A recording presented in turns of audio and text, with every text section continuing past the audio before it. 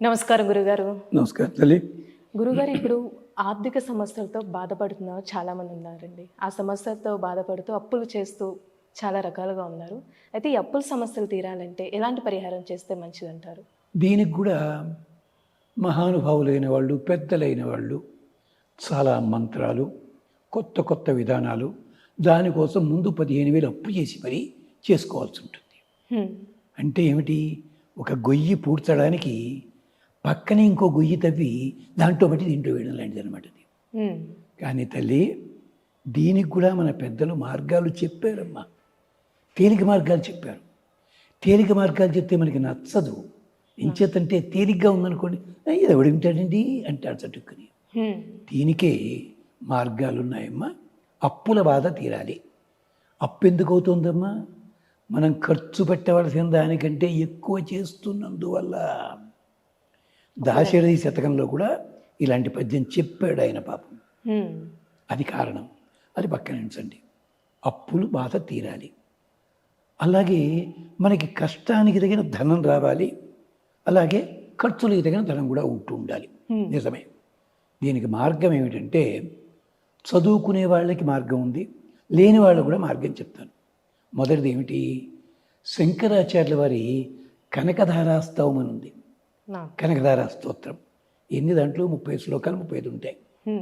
ఓపిక ఉన్నవాళ్ళు అది కనీసం 90 రోజుల పాటు మధ్యలో అవాంతరం లేకుండా చదవండి.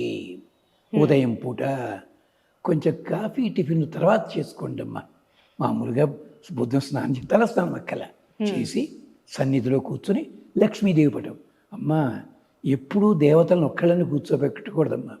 లక్ష్మీ నారాయణులు, శివ పార్వతులు, అమ్మవారు ఉండాలి. ఇద్దరు కత్తెర రెండుగా ఉన్న రెండు కలిసి ఉంటాయి. గమనించండి. అందుకని ఇంగ్లీష్ వాడు సిజర్స్ అన్నాడు, వాడు ఏకవచనం పెట్ల. అది తప్పదమ్మా. ఇద్దరిని విడగొట్టిన పాపాన్ని రావణాసుడు పోయాడు, శూర్పణఖ పోయింది. కలిపిన విభీషణుడు బాగుపడ్డాడు, హనుమంతుడు ఉందమ్మా శాస్త్రంలోను. అంచేత మీరు లక్ష్మీదేవి పూజ చేసినా అయ్యవారి, శివలింగ పూజ చేసినా అమ్మవారి స్వరూపం పెట్టండి అక్కడ. అలాగే సరస్వతిగా భావించిన ఓ పుస్తకం కూడా పెట్టండి. బ్రహ్మదేవుడు ఎక్కడ ఉన్నాడు? ఇలాగ నియమం. ఇవి కూడా పురాణాల్లో చెప్పారు. ఇది కనకధారాస్తవం చదువుకోవడం. రెండవది లక్ష్మీ అష్టోత్తరం ఉంది కదా, అది కూడా తక్కువ చిన్న శుభ్రంగా చదువుకోవచ్చు. అది చేయండి. సరే, ఇంకా లక్ష్మీ కుబేర వ్రతం ఇలాంటివన్నీ ఉన్నాయి, లేవని అంటలేదు. అది వాళ్ళ వాళ్ళ స్థాయిని బట్టి చేసుకోవచ్చు. అంటే ఇప్పుడు కొంతమంది చదవలేని వాళ్ళు ఉంటారండి. దానికే చెప్పబోతున్నా. ఒక రాగి పాత్ర తీసుకుని, అరచేతి సైజు పళ్ళెం తీసుకుని, దాంట్లో నూనె వేసి, మళ్ళీ ఏ నూనె అడగండి అమ్మా, 80 రకాల నూనె మార్కెట్లో దొరుకుతున్నాయి.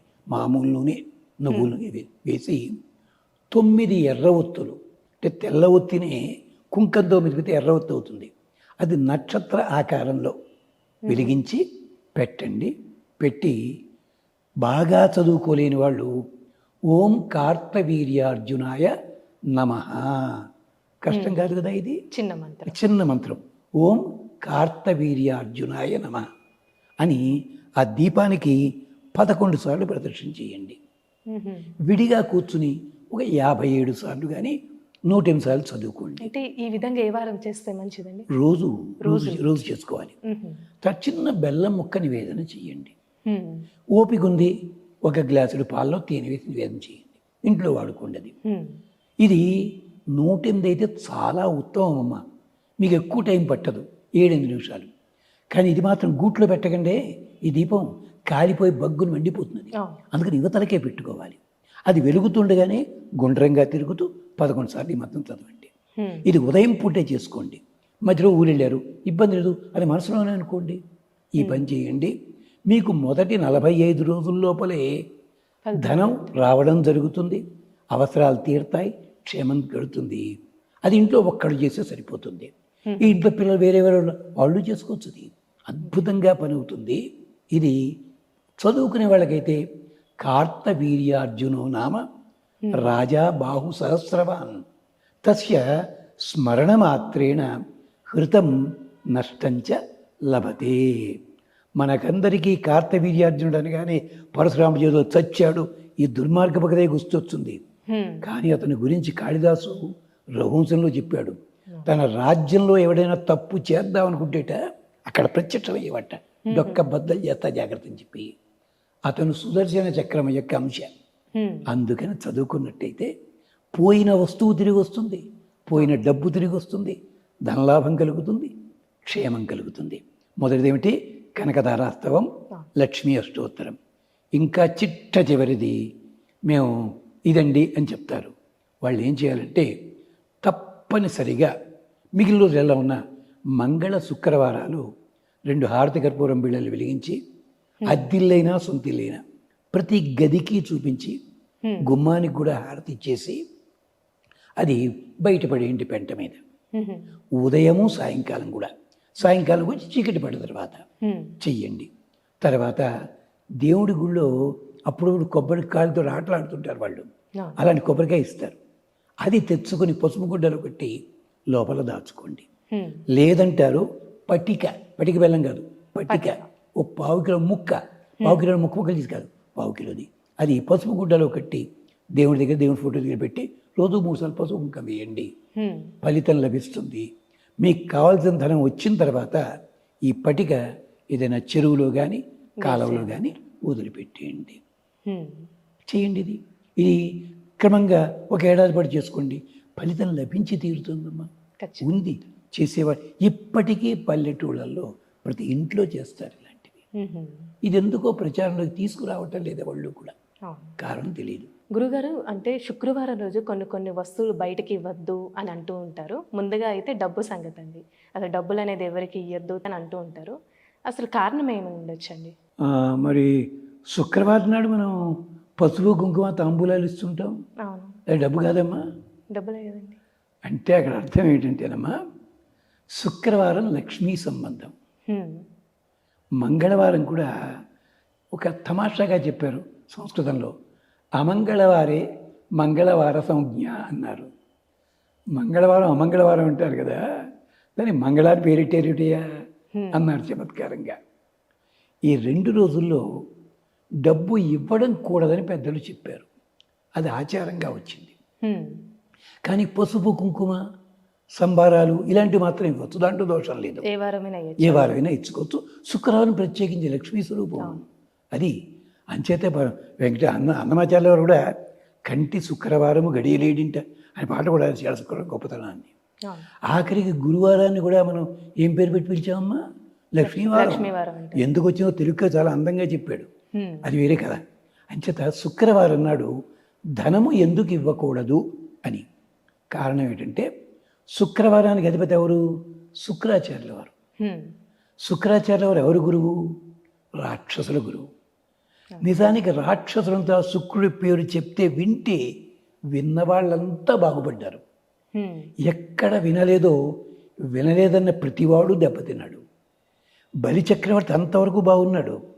శుక్రుడు చెప్పాడు, వచ్చినవాడు విష్ణువు జాగ్రత్త, దానం ఇవ్వద్దు, ఇంకోటి చేయన్నాడు. ఇచ్చి తీరుతా అన్నాడు. నువ్వు భ్రష్టుడు అవుతావు అని తిట్టాడు అక్కడ. కానీ శుక్రుడు చాలా మంచివాడమ్మా.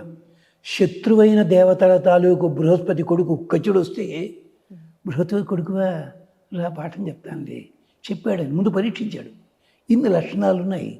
శుక్ర శబ్దానికి అర్థం ఏమిటంటే, కొంచెం వేదిక మీద చెప్పడం కష్టం అవుతుంది. ఆయన పేరు ఉశనుడు, అసలు పేరు. కైలాసం వెళ్ళాడు. వెళ్ళి తిన్నగా ఉండగా వీళ్ళకి అలవాటు పేరు రాగానే పెద్ద పెద్ద వాళ్ళని వేళాకోళం చేస్తుంటారు. పరమాత్మను వేళాకోళం చేశాడు. శివుడికి కోపం వచ్చి త్రిశూలం తీసి చంపబోయాడు. ఈయన వెళ్ళి శూలం మధ్యలో ఇరుక్కున్నాడు. అక్కడ పక్కన చంపబడలేదు. త్రిశూలాన్ని ఉంచాడు. అందుకని పినాకం అయింది. అది కాస్త దొరకలా అని చూశాడు. ఈయన నోట్లో గడిపోయి లోపలికి వెళ్ళిపోయాడు పొట్టలోకి. ఉసిరుడు జీర్ణ వాతాపజీర్ణం అందాం అనుకున్నాడు ఈయన. అప్పుడు బ్రహ్మ ప్రత్యక్షం అయ్యి, నాయన నీ అంశరా, పెద్ద మనిషి, దయచేసి జీర్ణం చేసుకోలేవు, బయటకు వదిలిపెట్టు. అప్పుడు శివుడు ఏం చేశాడంటే, నవరంధ్రాలు మూసేసి బయటికి రా అన్నట్ట. మనకి ఏది విసర్జన జరగాలన్నా 9 రంధ్రాల ద్వారా జరగాలి. అందుకని ఇతడు ఎవడూ ఊహించని పద్ధతి లోపల ఒకదాన్ని ఛేదించుకొచ్చాడు కనుక, అందుకని శుక్రుడు అంటే వీర్యము అని అర్థం ఉంది అక్కడ. ఇంతకు చాలు మనం ఎక్కువ మాట్లాడక్కల. అలాంటి శుక్రుడు అంతటి వాడైనా ధనం దగ్గరికి వచ్చేసరికి ఇబ్బందులు పాలయ్యాడు ఆయన పాపం చాలా సందర్భాల్లో. అలాంటి స్వామిని ఉద్ధరించడం కోసం లక్ష్మీదేవి కూడా ఆయనకి కుమార్తెగా జన్మించింది. అందుకనే లక్ష్మీదేవికి పేరేమిటి? భార్గవి. అందుకని శుక్రవారం నాడు గనక మనం ధనాన్ని ఇలా చేసిన శుక్రుడిని, భార్గవిని అవమానపరిచినట్టు అవుతుంది. అంతేకాదు ఎకనామిక్స్ కామర్స్ చదువుకున్న వాళ్ళకి ధనము ద్రవ్యం అంటే డెఫినేషన్ చెప్తారు అక్కడ వాళ్ళు. ఇంగ్లీష్లో చెప్తే అర్థమవుతేమో which has the property of flowing one place to another place is called money అని డెఫినేషన్ ఉంది అక్కడ. అంటే ఒక చోట ఉన్నది ఇంకోటి జారాలి, అప్పుడు దాన్ని డబ్బు అంటారు. అంతే తప్ప నాది 3 కోట్లు బ్యాంక్ బ్యాలెన్స్ ఉన్నాయి వాటిలో దాన్ని డబ్బు అంటాం మనం. అందుకని ఆ కారణం చేత శుక్రవారం నాడు ధనం అన్నది మన చోటు నుంచి ఇంకో చోటికి వెళ్ళకూడదు, అలాగే వాళ్ళది ఎక్కడికి రాకూడదు అని శుక్రవారం నిషేధించారు. మంగళుడు కుజుడు, కుజ అంటే భూమి పుట్టినాడు. ఆ ధనం వల్ల ఏం దొరుకుతుంది? చెడ్డ పనులు మొదలెడతాడు వీడు కాస్త. అందుకని మంగళవారం నాడు నిషేధించారు. అంచేత మంగళవారం నాడు కొత్త వస్తువులు కొనరు కొంతమంది, కానీ మంగళవారం అని చెప్పి మంగళసూత్రం ధరిస్తారేమిటి? అది చెప్తారు మరి. అది కాదు. అంటే ఇలాంటి వాటి కొన్ని నియమాలు ఉన్నాయి. అంతేత ఈ వారాలు చెడ్డవి మంచివి ఇవన్నీ మనం పదాల్లో చెప్పుకుంటాం అంతే. చిన్నప్పుడు మా అమ్మగారు అనేవారు, దొండకాయ కూర తినకపోతే దొండకాయ కూర తింటే నువ్వు మ్యాథమెటిక్స్ లెక్చర్ అయిపోతావు అన్నారు. అంటే తింటే అవుతాడా? నచ్చే తినిపించాలి ఆవిడే. ఆ విధంగా చెప్తే తింటారని ఇది పద్ధతి అనమాట. అంచేత ఇవి కొన్ని అపోహలు మనకి ప్రజల లోపల వచ్చాయి. శుక్ర మంగళవారాలకున్న పవిత్రత ఉంది. ఆ సమయం లోపల ధనప్రాప్తి ఉన్నప్పుడు మనం బయటికి పంపించినట్టుది మనకి ఎక్కడో దోషం తగులుతుంది. అందుకని వద్దు అన్నారు. కానీ పసుపు కుంకుమ కొత్త బట్టలు ఇలాంటివన్నీ కూడా ఇవ్వచ్చు. దోషం డబ్బుల విషయంలో మాత్రం ధనము రూపంగా మాత్రం ఇవ్వద్దు. చాలా చక్కగా తెలియసే గురుగారు, ధన్యవాదాలండి.